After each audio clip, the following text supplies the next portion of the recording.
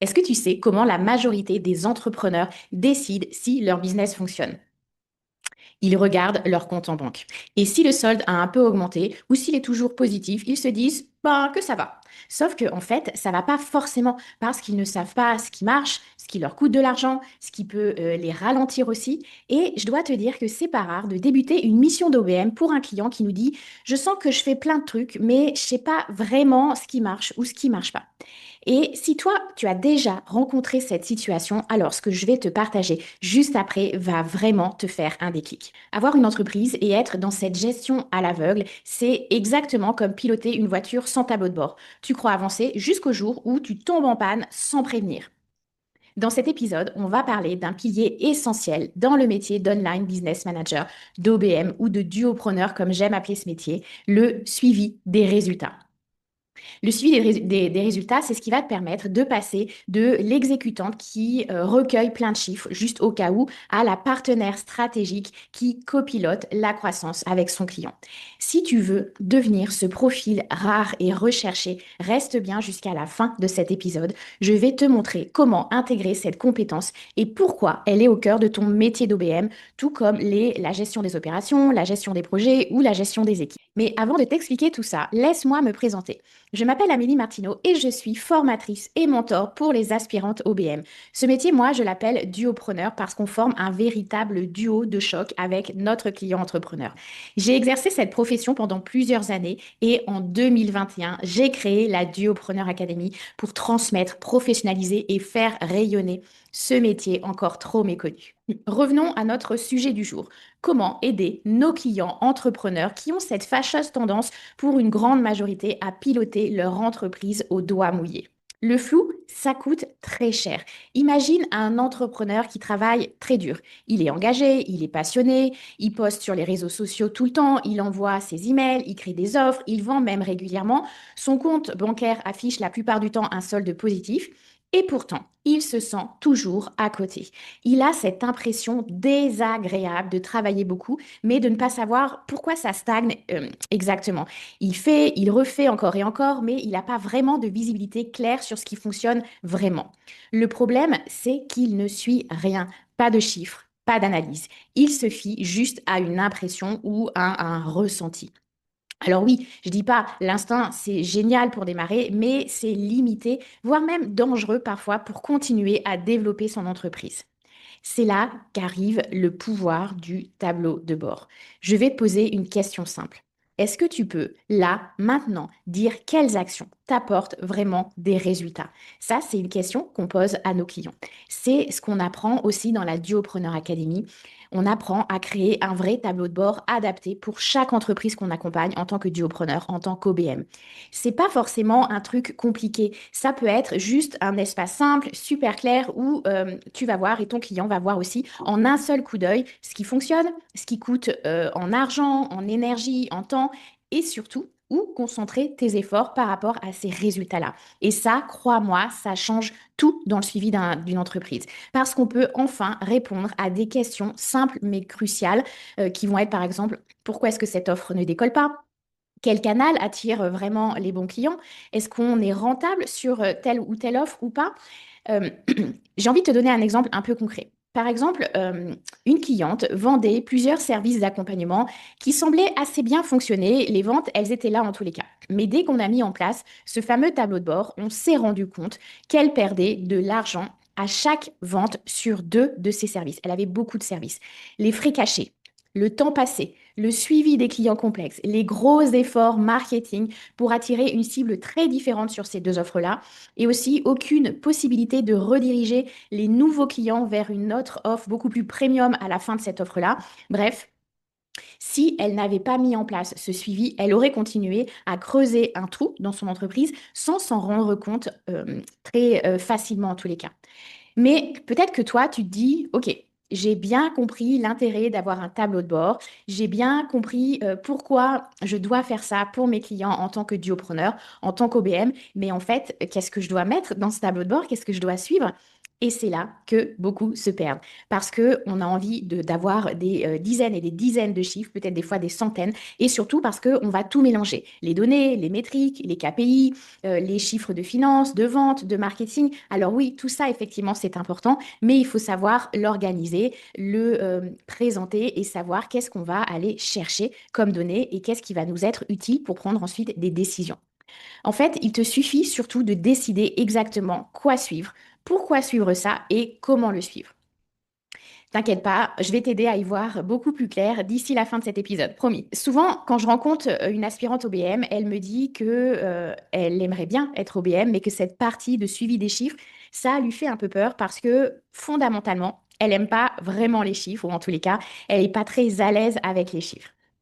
Alors, si depuis le début de ce partage sur le suivi des résultats, tu commences à stresser face à l'optique de savoir jongler avec les chiffres pour assumer cette part de responsabilité en tant que duopreneur, en tant qu'OBM, j'aimerais vraiment là, maintenant, te rassurer. Il n'est pas nécessaire d'être un génie des maths. Non, pas du tout. Tu n'as pas besoin d'aimer les maths, d'avoir été super doué en maths, ni d'être la pro d'Excel. Tu as juste besoin de comprendre ces notions. La donnée, par exemple, c'est quelque chose qui va être brut. Ça va être quelqu'un qui a cliqué sur un lien. Ça, c'est une donnée. Une métrique, elle, ça va être une mesure. Par exemple, ça va être le taux de clic. Le taux de clic va être à 7%. Et le KPI, lui, c'est un indicateur. C'est un indicateur qui te permet, en tous les cas, d'identifier, de savoir si ton objectif est atteint. Par exemple, tu veux avoir au moins 10% de clics dans les 6 prochains mois sur la newsletter. Et ça, ce KPI, ça va te permettre de décider si on est dans le vert ou si on est dans le rouge et quelles actions faire pour sortir du rouge et aller dans le vert. C'est pas nécessaire non plus d'être un génie de la finance d'entreprise. Ton rôle à toi est de faire parler les chiffres, pas d'assurer les déclarations comptables, d'accord?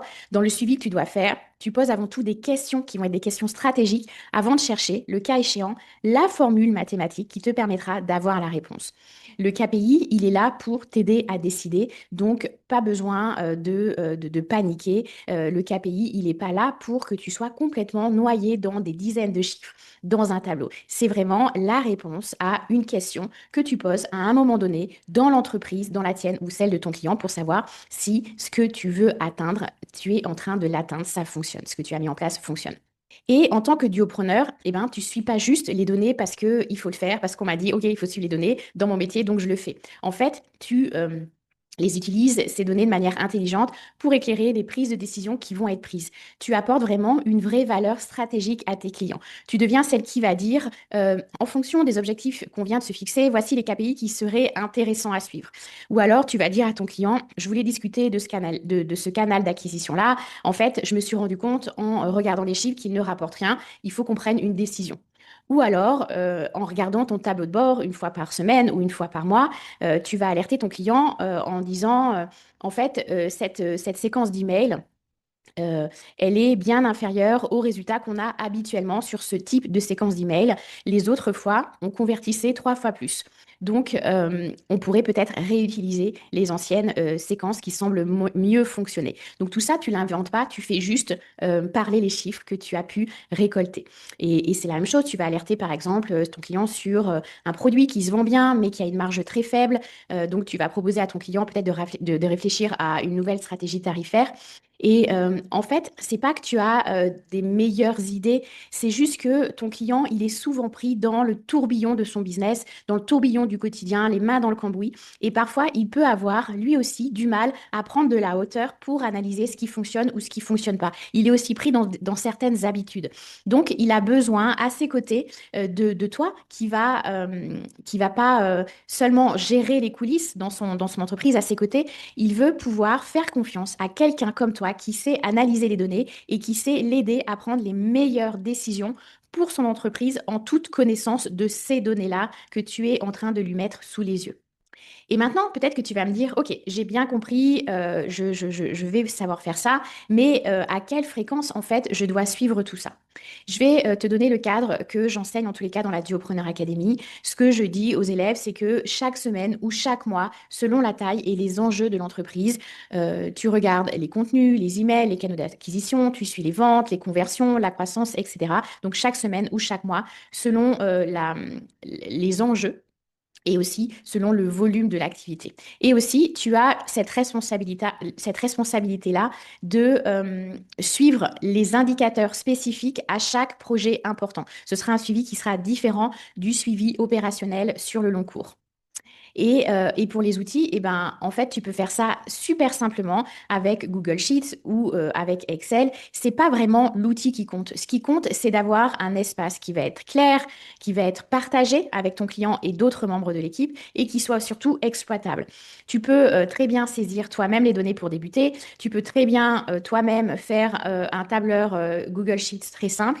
Et ensuite, tu vas faire évoluer vers plus d'automatisation ou des outils qui vont être plus esthétiques, plus complets, comme Google Looker Studio. Mais je t'encourage vraiment à débuter simplement sur un outil simple, de manière, en tous les cas, ultra régulière. Ça, c'est super important. Et surtout, de ne pas suivre 100 KPI. Concentre-toi sur quelques KPI qui sont vraiment ultra importants dans l'entreprise de ton client, selon ses objectifs, que ce soit pour mesurer les ventes, le marketing, la satisfaction client, les performances de l'équipe, etc., etc. Il y a plusieurs, en tous les cas, objectifs que tu vas suivre et en fonction, tu vas décider des KPI. Mais pas 100 KPI, d'accord? Choisis-en 10, ça sera déjà bien. Si tu le fais de manière régulière et surtout si tu les récoltes pas pour les récolter, mais si tu les récoltes pour les analyser et pour ensuite aider ton client à prendre des décisions.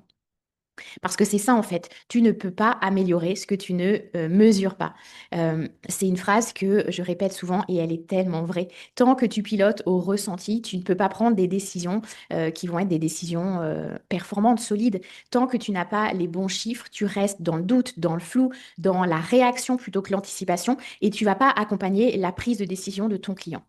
Et si tu veux passer de freelance exécutante à OBM stratégique, ce pilier-là, le pilier du suivi des résultats, il est non négociable. Maintenant que tu as compris un peu comment se passer ce suivi des résultats en tant que online business manager, duopreneur, dis-moi franchement, est-ce que tu te vois accompagner des clients avec ce niveau de clarté? Est-ce que tu te vois être la personne qui rassure, qui oriente, qui aide à prendre les bonnes décisions?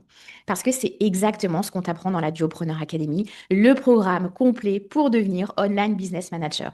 On t'y apprend à construire ton propre tableau de bord pour toi et aussi pour tes clients, à choisir les bons KPI, à faire parler les chiffres comme si c'était devenu pour toi un véritable jeu d'enfant. Et si tu veux qu'on en parle ensemble, si tu veux savoir si ce métier de duopreneur est fait pour toi, tu peux déjà faire le test et aussi tu peux réserver ton appel de découverte avec moi. Les liens sont juste en dessous dans la description de cet épisode. À très vite.